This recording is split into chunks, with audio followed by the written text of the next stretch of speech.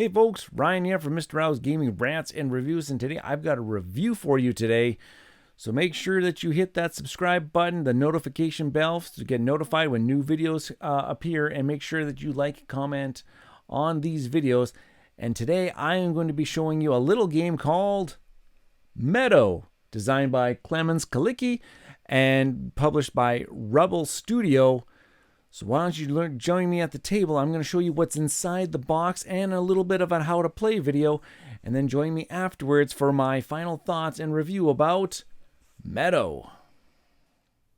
Alright, so here we have Meadow. And the very first thing that you have to, admire about this game is the absolutely beautifully stunning artwork that's on the box and that we're going to see inside of the box. So Karolina, Kyak, however you pronounce your name, I apologize. You have done an amazing, beautifully amazing job illustrating this game. Like, this is by far one of the most beautiful things that I've played in a long time. And we've played lots of different games, so kudos. This game is stunning just from the box alone. Let's take a look at what's inside here. Okay, so again, you're gonna see the rule book with this nice picture of a bumblebee on it, and this is a really great rule book. It's a little long. It's it is 16 pages. But it illustrates everything ever so beautifully. I'm going to just move it over a little bit here. There we go. Outlining your components. Okay, to the setup. To finally the player preparation. And over the course of the game, what you're going to be doing. How to play your cards. Lots of illustrations and examples on how to do things. Okay, what do certain icons mean when you're playing these certain cards? Once you read it through once and you start playing the game, the campfire board actions, everything kind of clicks. And hopefully my rules explanation in a little bit will make sense, because it is a very long rule book. There's a solo mode at the very end here. It's a very long rule book, but it does outline everything in pretty good detail that leaves no ambiguity on what you're supposed to do in your turn. For how simple of a game this is, I would have probably thought that the rule book should have been a little bit shorter, but that's just neither here or there. It does illustrate and explain everything extremely well in that regard. So then there's a nice little summary on the back here. What we really appreciate here is where certain icons in which decks are those icons formed. So if you are fishing for a certain type of icon, you can kind of see which deck that you should be kind of focusing on and taking a look at. And a very simple example of like your turn, what you're going to be doing on your turn type thing. So no complaints about the rulebook. Rulebook is really, really, really good. Card Index is a really nice addition to this game, again with beautiful artwork. But then all of these cards that are ever so unique in this game here depicts something that's happening in nature. And this Card Index gives you an explanation of what that card is representing here. So let me just let me pick one here. Like B10 here says the European mole, and moles do not hibernate before the onset of winter. They accumulate supplies of insects and earthworms which they maim so they cannot escape.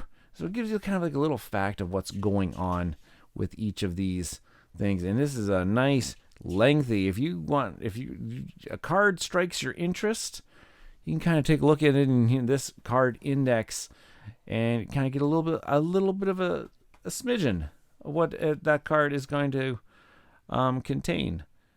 I thought that was a really nice addition to this game because there are some beautiful things. You're like, oh, what is that? What's going on in that picture? Type of thing. So I'll push these off to the side. I'll just put them off to this side over here. Okay, then we got our player boards, and there are different player boards for the different player counts.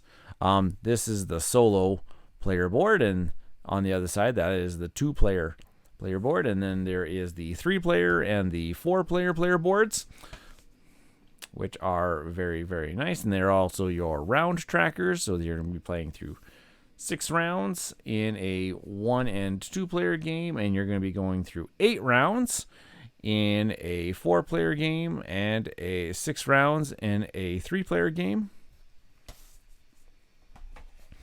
And then we have the board, which hopefully I can open up here. Yeah, there is the board, which is very, very nicely laid out, and it's got the slots for where you're going to be sliding in your cards. And there's these notches here, which I find this is a really neat, interesting component to this game, is that the game also comes with these little, card deck holders that you have to assemble. Okay, they don't come pre-assembled. You have to assemble these. They're not very difficult to put together. They actually all slide together very, very nicely, and then you can put your deck of cards in there. But also, this deck of cards also slides into one of these slots so that it doesn't bump. It doesn't bump around, and it's not going to slide around. So that I can just simply draw cards off of the deck here, and that little deck holder doesn't move. That was a really neat consideration when assembling and putting together this game, because then I can also now I can grab my other deck holders here, and I'll grab whatever it is here, the West one. Okay, and there you go. There it would be set up. You can shuffle your decks of cards all together. Very nicely considerate for the board and these deck holders. The cards are very nice. They're very nice quality, and of course, they're very, very beautiful artwork on the cards.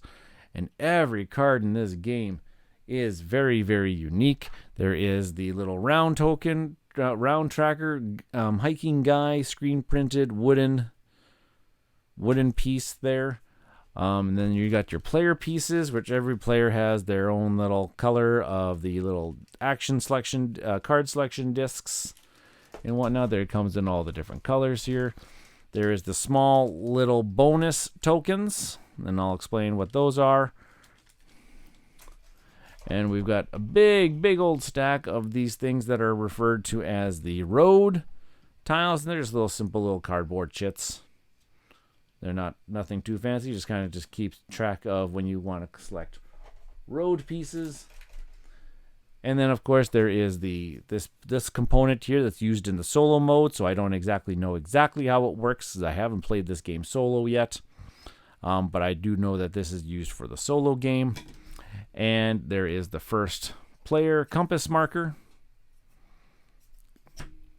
There is the starting cards for 4 players, and yes, they are all double-sided. So you can either start with a grassland and a grub, or you can start in the kind of like a foliage area with a beetle, and that could be your starting card that's played in front of you, and then you can build off from there. And each player gets one. They get to choose at the beginning of the game. And then another little thing that they kind of included in this game here are also, can I get them out of here? Did I stick them in really, really tightly? Oh gosh, probably shouldn't have done that. Okay, there you go. There's another one. I'm really struggling here. They come with these envelopes, and they got different letters on them. Oh my gosh, I'm really struggling here. How come these envelopes aren't coming out? There you go. Guess I shouldn't have stuck them in there like that. There you go, and there are these envelopes, and they have more cards that you can include into the game. According to, this is actually really kind of neat. There's a little page on the second last page of the rule book that has envelopes, and can give you some guidelines on when can you open up certain envelopes, kind of like a, semi, like, I don't know, permanent change, like a national park. If you visit a national park, you can open up envelope T. Envelope U, big encounters. Open at the end of any game that has at least 5 wolf symbols visible in the game or everything. W, long unseen. Open after a trip to a forest and you saw a wild animal. Envelope X, first signs of spring. Open on the first day of spring. Envelope Y, Christmas. Open on the 24th of December. Cards from this expansion do not introduce any new that's just actually really quite kind of neat that you can open up these cards in different seasons and different things that happen in your life.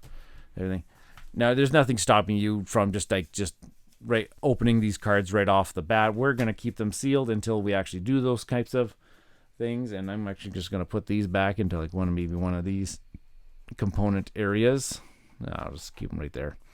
I'll struggle to get them out again.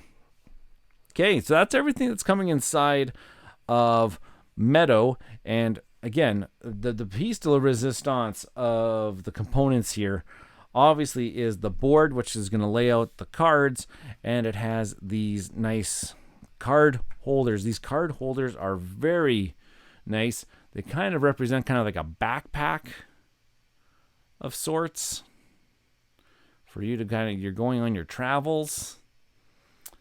And they hold the cards very, very nicely, and they don't slide around because they slide into these slots on the board. That is by far well worth it right there. Very considerate in what they're doing. Okay, I'm going to get everything all cleaned up here, and we're going to get set up for a 2-player game, and I'm going to show you the gist of how do you play Meadow. All right, so I'm set up here for a 2-player game of Meadow.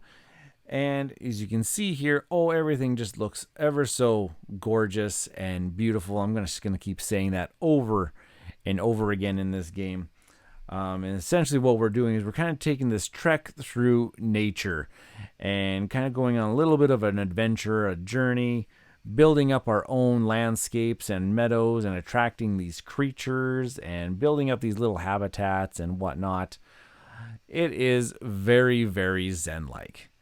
Now, before we even get going here, this is a very card-driven game, and we need to, start with some cards in our hands. Now, there's a couple ways that you can do this. In your very first introductory game, since you have no idea really what's going on here, what they would recommend here is you draw 5 cards at the beginning of the game, and you select them from these decks. And if you want to do that in your very first few games here, you don't really know what's going on, what you can do is you can select 1 north card, 1 west card, 2 south cards, and 1 east card. So you'll have 5 cards as your starting hand of cards. And each player could go around the table and select those 5 cards. And then once you're kind of used to what the game system looks like, what you can do is then you can draft cards from the initial board state here. Which is essentially what you would do, you get the exact same amount of cards here, but except for you're going to select one of the rows. So let's just say if I was the first player and I want this row here, so I would take this east, 2 souths, and a west, and then I would draw the top north card into my hand, and then players would go around selecting one of the rows, and then the board would refill. And then you're ready to start playing the game. And once you're ready to start playing games, so let's just say I did that. Let's say I drew these cards here and my north card. So then now this is my starting hand of cards. All right, everything would get refilled. My opponents would do this as well. And now I am ready to start playing the game. Now what I would do on my turn here is I would take one of my action tokens here and I would do one of 2 things. I can go out to the main board here and grab another card. Now all the tokens have these numbers, 1, 2, 3, 4, and then a question mark.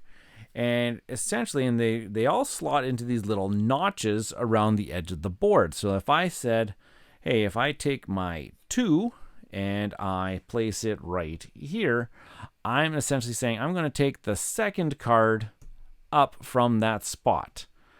And I take that and I would put it into my hand. That spot would get immediately refilled. And then the second icon after the 2 says I also get to play a card down. Now when I play a card, oh my goodness gracious, there are a few things that we have to pay attention to. First off, every card is going to have maybe some sort of cost associated with it. And that's these little icons down below here. Okay, so in order for me to play this particular card, I need to have 2 beetles somewhere in my meadow. Okay, whereas this card here says if I want to play this card, I need to have a tree icon somewhere in my meadow. This one here says, hey, I need to have a house or a fence icon somewhere, and I need to play this card beside it. And this icon over here, this is a landscape card. I'm going to get to landscape cards in a little bit. And yeah, so if I want to say it like this, I'm going to give myself a better starting situation. Let's say I did start with the foliage area. I drafted my card, and now I get to play a card. So let's just say I want to play this card. All right. So it says I have a beetle icon in my meadow, which I do. I get to play this card. Now I have to play this card on top of a beetle card. So it's going to essentially cover up that beetle icon, and now I have a frog icon. And it's important to note too that this card is going to be worth 1 point at the end of the game. And you can see all of the cards out here, except for these ones over here. All of the cards have point values associated with them, but not these cards. These cards are referred to as ground cards, and they kind of extend your meadow left or right. So when I selected my card, let's just say later next turn, here I am going to now take, I have no idea here. Let's say I'm going to take this card here, and I'm going to grab this one, and it gets refilled. Now when I go to play a card, what I could do is I could then just play a new ground card, just to kind of extend it, because ground cards don't have any prerequisites. You can play them anywhere into your meadow, and they kind of give you these basic icons that you can play on top of. Or you can see that there are going to be requirements, like this card over here says that I need 2 foliage icons in my meadow in order to play that card down. Okay, now let's just say I came across a situation where, hey, I have this card I want to play. It says I need 2 beetles. I need 2 beetle icons. But I only have 1 beetle icon. And I really want to get it down. I really want to play this. I can play this. I can ignore one of these icons. But my cost is, if I ignore one of those icons to play it, I have to discard 2 cards out of my hand, which is actually a pretty big cost, because you don't accumulate cards really, really quickly. All right, so that's, you draft a card, and then you get to play a card after you draft it. Now let's take a look at, and then there's this icon. There's the wild icon, which means if I slot it into a space, I can take any of the 4 cards in that column or in that row. Okay, there's the second thing that these tiles can do, and that is their bottom effects, which then, that means I come over to this board. It's kind of like this campfire zone here. And I can take one of my action tokens and I can slot it into the top of this board, and I can take the special action that's associated at the bottom. In a 2-player game, this campfire slot has 2 spots that are blocked out. In a 3-player game, you would obviously not have those spots blocked out on your boards.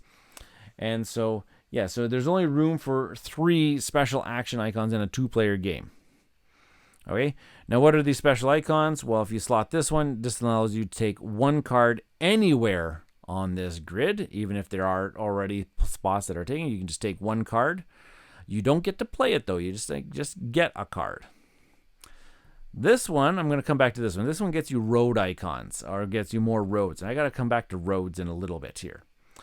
This icon here simply lets you pick one of the decks of cards, draw 3 cards, and keep one of them. The other 2 get discarded to the bottom of the deck. This card here allows you to play. You don't get a new card this turn, but you get to play 2 cards. And then the question mark here allows you to take any one of the 4 effects. Even if that token has already been assigned to the board here, and I want to take that icon spot, I can use it to draft a card, then I can assign this one to the top of the board here, and I can then activate that special ability because this one can be used as any one of them. It's a wild card. Okay, one of the last things that I have to explain here is the concept of these, I'm just going to get these ones off to the side here, of these road tokens. Now, road tokens, they are meant for landscape cards to be played. So here's a landscape card. Okay, it's got the landscape icon, and its prerequisite says I need a road.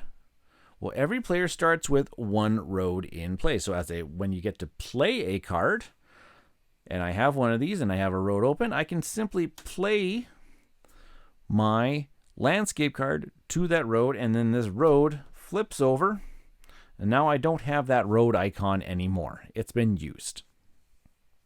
Okay, so now I need to, and the only way to get more roads is to use this special action to get 2 more roads. Okay, that's fine and dandy. They're worth points. They're worth 2 points, and there's more complicated ones that may have a road icon and another icon. They're worth more points and everything like that. But also, you can return home from your journey, and there's some other cards in these decks, like these ones right here. And these are kind of like your little trinkets and treasures that you have found on your journey as you went exploring through that landscape. These all have the landscape icon as its requirement. Okay, and then it's got the briefcase icon. It's worth 2 points. On a play card action, I play one of these cards on top of one of my landscapes. And so now this particular road here is now worth 4 points at the end of the game. And that's how roads work. So you can have multiple roads, you can have lots of different roads and lots of different landscapes as long as you can meet the icons in order to play the cards. And that's essentially what we're going to be doing in this game. In this game, you're just drafting cards, playing cards down. Every round, you're going to go through your 5 action tokens, and the little guy, after they're all used, the little guy is going to move forward. The little guy is going to move forward.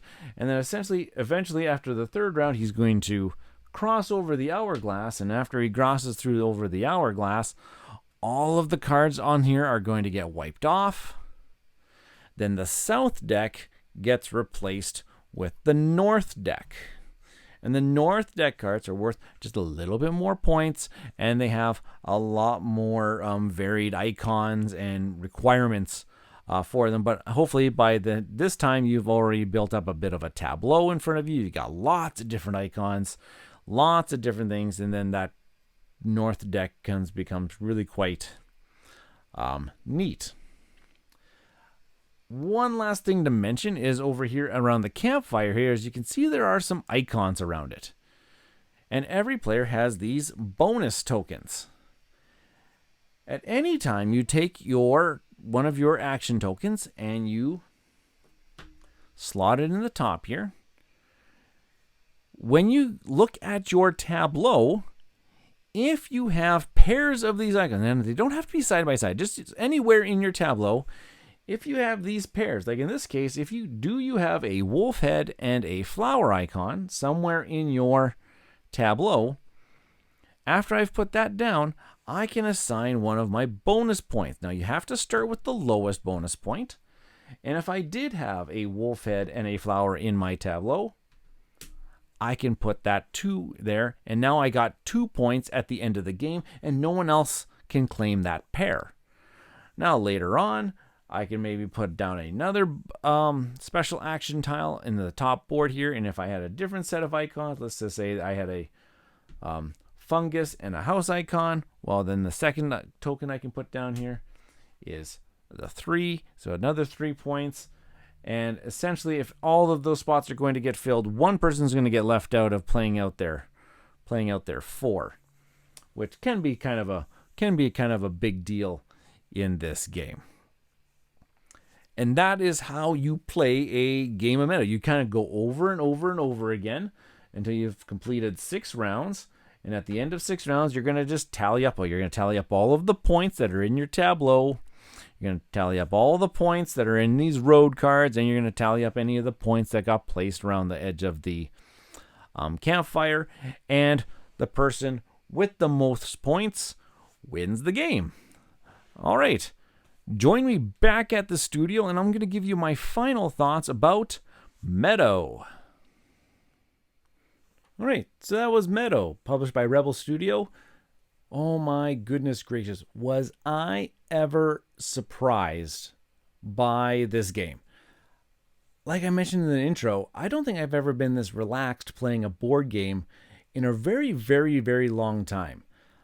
I'm going to put this into the same category as games such as Wingspan and probably even Parks. Now, if you don't know what those games are, please go check them out. They're fantastic, fantastic games. But I have to definitely put this one in the same realm category, as these are just enjoyable experiences where, hey, I get to look at some stunning artwork, and I really don't care if I lose or win these games. Everything just fits together beautifully. Meadow as a game itself is actually really quite good. I completely enjoy this drafting mechanic of being able to slot the little action tokens into the side of the board and then being able to count that many spaces in, and that's the card that I actually get to draft for this round and put it into my hand. I really, really enjoy that kind of action selection mechanic. It reminds me of a game from Days of Wonder called Quadropolis. It has a very similar fact that you had these arrows pointing at the side of the board, so that's how many tiles you had to count in. Really enjoy that. The set collecting here is really kind of clever here, because you're trying to collect the icons in order to be able to play more cards into your tableau, because you could only play a card if you can actually already see the certain icons that are visible. And then once you do that, I really enjoyed the fact that, you know, I now play it. Now that icon that I'm covering up is no longer in play until I play another card with that icon. So you're constantly cycling through the icons and the types of cards that you actually have in front of you. It's a really neat aspect to the game.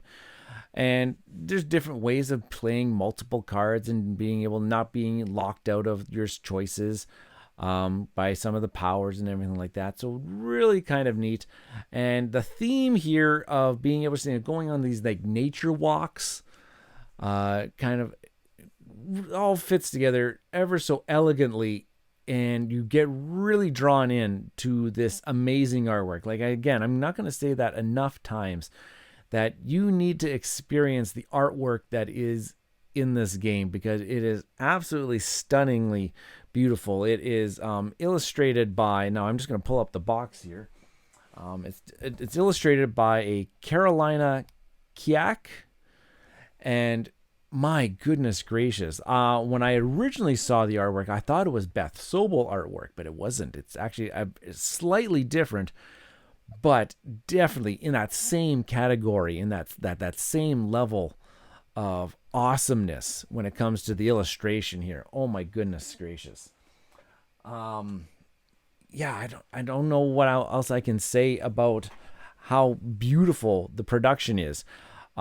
I'm going to reiterate that one of my favorite components to this game are those deck holders that can actually slide into those little notches on the board, so that the deck holder doesn't actually like bump around, move around when you're reaching and grabbing the cards out of the deck. That was really, really neat and kind of considerate.